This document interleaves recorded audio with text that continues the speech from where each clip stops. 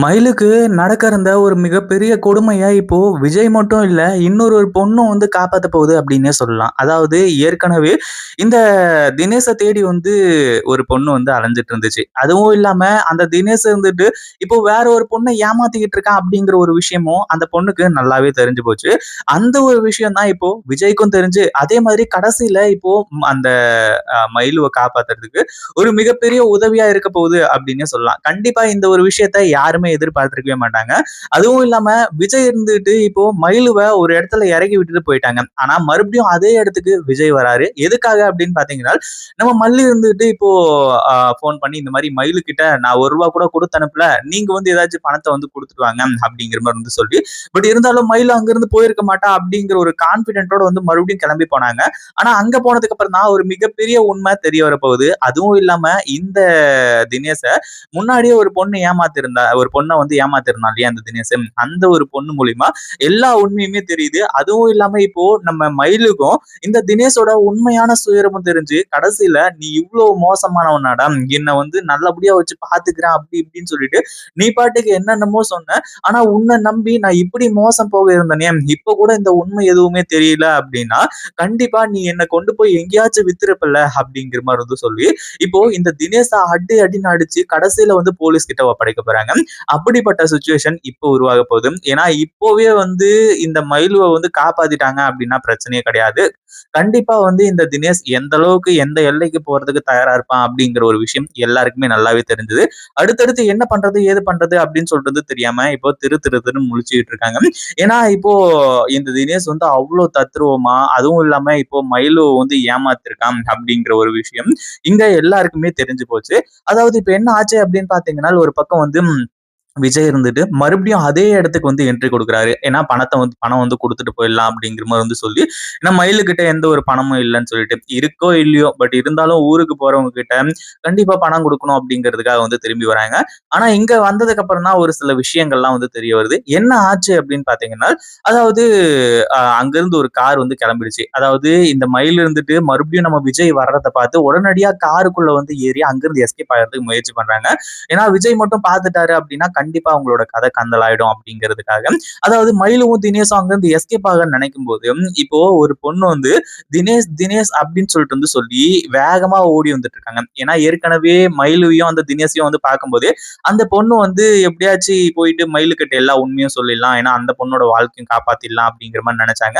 ஆனா அப்போதைக்கு அது முடியாம போயிடுச்சு. ஆனா இப்போ வந்து நம்ம விஜய் மூலியமா அது சாத்தியமாக போகுது. என்னாச்சு அப்படின்னு பாத்தீங்கன்னா அந்த பொண்ணு வந்து பின்னாடியே வந்து ஓடி போய் கடைசியில வந்து கால் தடிக்கி வந்து கீழே விழுந்துடுறாங்க. அதை வந்து நம்ம விஜய் வந்து பாத்துறாரு. ஏன்னா விஜய் வந்து மறுபடியும் வந்தார் இல்லையா அந்த ஒரு காரணத்தினால. அடுத்ததா விஜய் இருந்துட்டு அந்த பொண்ணு கிட்ட போயிட்டு என்னமாச்சு எதுக்காக அந்த கார் பின்னாடி ஓடுன அப்படிங்கிற மாதிரி வந்து சொல்லி விசாரிக்கும் போதுதான் இந்த மாதிரி ஒருத்தன் வந்து என்னை ஏமாத்திட்டான் தினேஷ் அப்படிங்கிற ஒருத்தன். அவன் இப்போ வேற ஒரு பொண்ணை வந்து ஏமாத்திட்டு இருக்கான். அவன் வந்து நல்லவனே கிடையாது.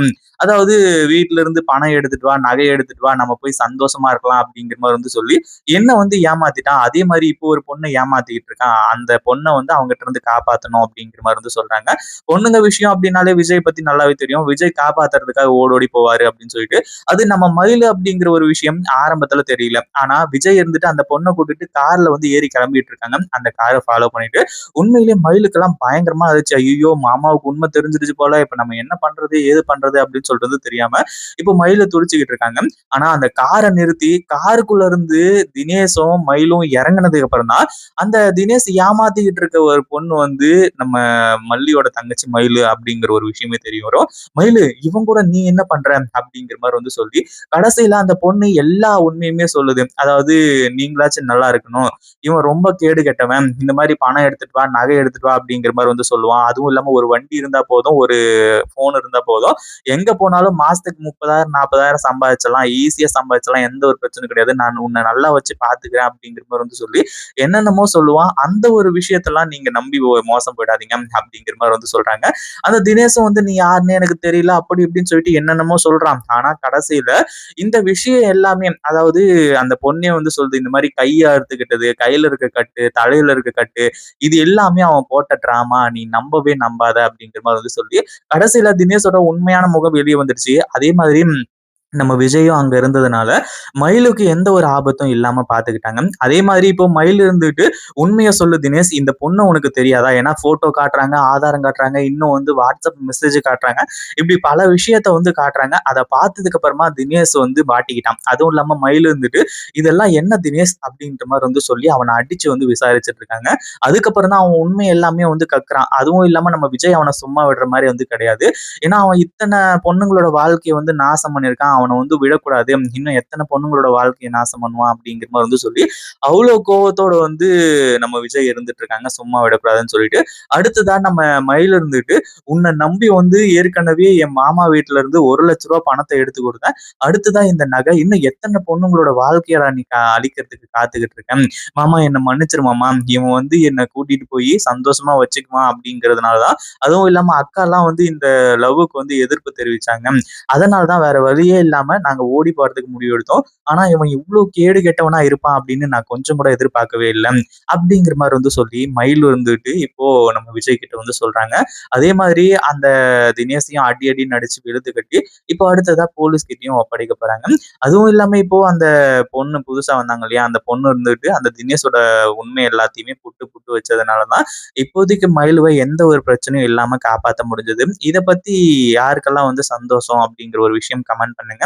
இந்த வீடியோ புடிச்சிருந்தா லைக் பண்ணுங்க, ஷேர் பண்ணுங்க. இப்பதான் நம்ம சேனலுக்கு ஃபர்ஸ்ட் டைம் வரீங்க அப்படின்னா, கீழ இருக்க சப்ஸ்கிரைப் பட்டன பிரஸ் பண்ணிக்கோங்க.